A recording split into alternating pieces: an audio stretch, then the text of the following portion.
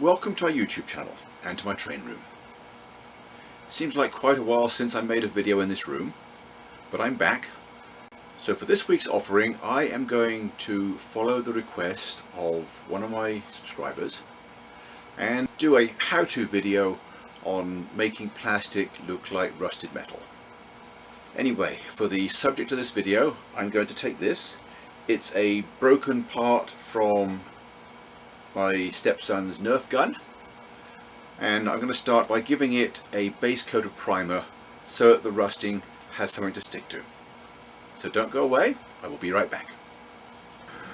Well, anyway, I've sprayed the part black and I've allowed the paint to dry. I have several different materials available for rusting. I have this rust and dust set from Micromark. It has a rust colored wash, which is a good first step. If I want to give it some texture, there's a dust that I sprinkle on as well. Then I have this Vallejo rust wash, also from Micromark. I have regular paint. This is cheap stuff from Walmart, like 50 cents a container. I've also got this Fireball orange from a company called Reaper, who do paints for Dungeons and Dragons miniatures. It's a good orange for brand new rust, or it can be toned down a bit with brown oxide to represent older rust.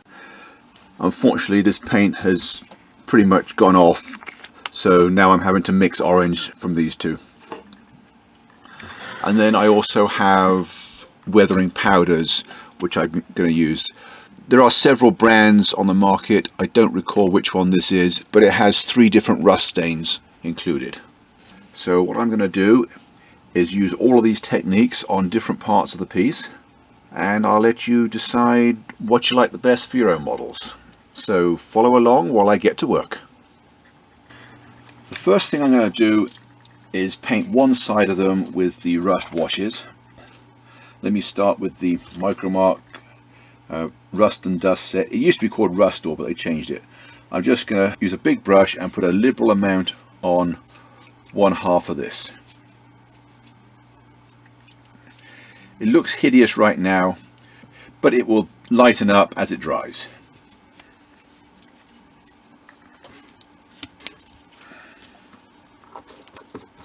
Then I'm going to use the Vallejo wash on the other end of it.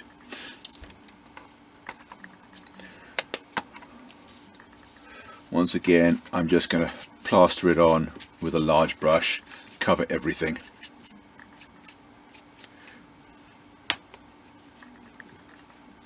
And as with all washes, you've got to let them dry before continuing. So that's about all I can do for now. I will check in with you again later. Well, I've given the washes time to dry, and if we look at it, we can see that the end that I did with the Vallejo wash has a much more subtle effect than the one I did with the Micromark rust and dust. So it's just something to think about. I'm not saying that it's better or worse. I prefer the more subtle effect with this. Now what I'm going to do is mix up some rust colored paint and hit some highlights using a technique called dry brushing. As I said earlier, this orange paint is really not working too well. It's gone off. I put more water in it to try to recycle it, but I don't know that it's going to.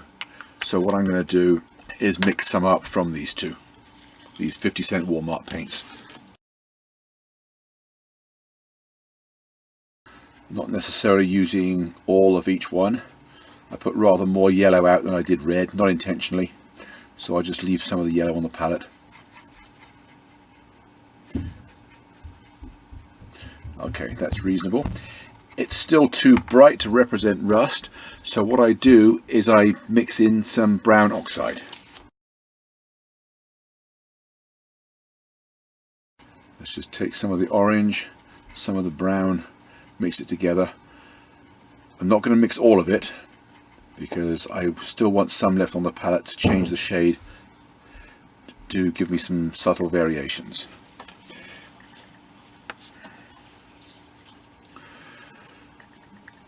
And now what I'm going to do is just go around the areas where rust would gather.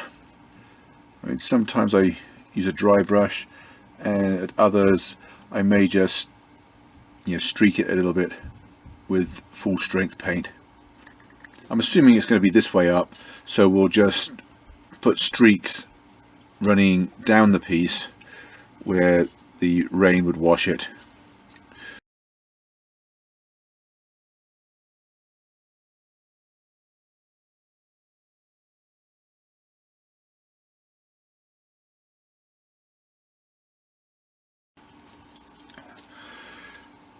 For the rest of the piece, I'm going to use my favourite rusting medium, the powders. When I use weathering powders, I always start with a sheet of paper which I fold in half and open it out to put a crease in it. That allows me to catch all the chalk that falls off and dump it back in the container, so I don't waste a lot. I have a selection of different sized brushes which I use for this.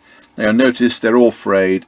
That's because brushing the chalk into the piece ruins brushes. They'll never be any good for paint again. There are 3 shades of rust powder in the kit, and I'm going to start with the darker one for the older rust and dip the big brush in there, and I'm just going to put this on liberally. You didn't see that fling across there, did you?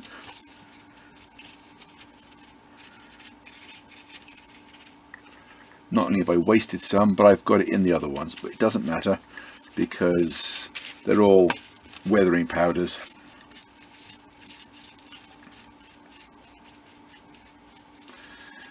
This is why I like the rust powders. I've been only a few seconds on this job and already I like the effect better than everything I did with the brush.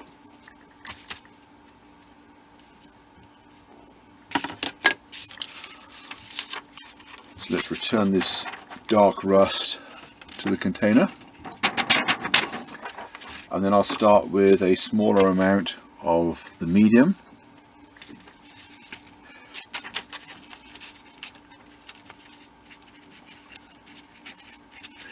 And I'm working it into the grooves because that's where I think the rust would be more prevalent.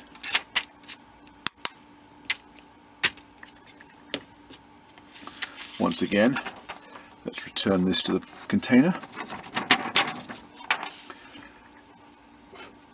and then I'm going to use the lighter rust somewhat more sparingly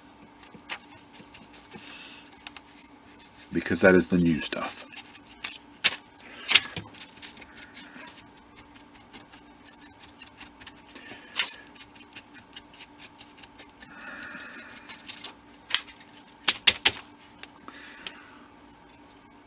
And there, that only took a few seconds.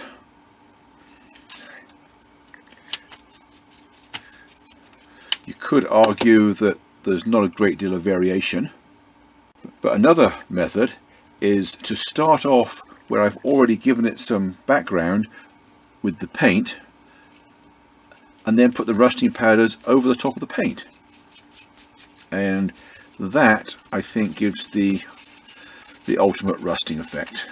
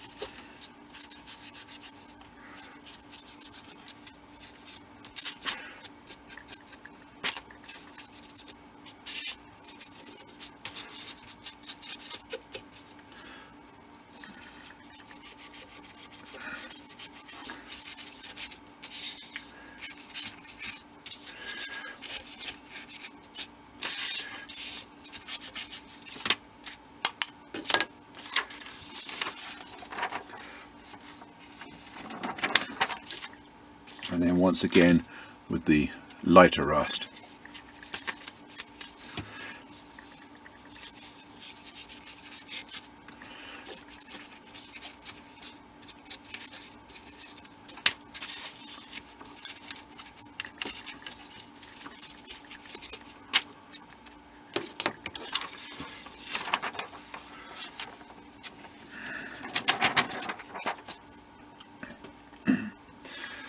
So there we are. There is my piece of plastic now made to look like rusted metal. I could keep on messing around with it a bit more, but that's the general idea. And I hope I have shown just how easy it is to get good looking rust. There's really no secret to it. It's just as easy as that. Well, that really is all there is to it. These weathering powders make rust effects very easy to create. In fact, it's easy to go overboard and put too much rust. I don't know if any one brand is better than any other. As I said earlier, I don't even recall what brand it is that I'm using. I bought them on eBay. They were not particularly expensive and certainly a valuable addition to my arsenal. So anyway, that's all for this week. I hope you got something out of this video, and I hope to see you again next week. So bye for now, and thanks for watching.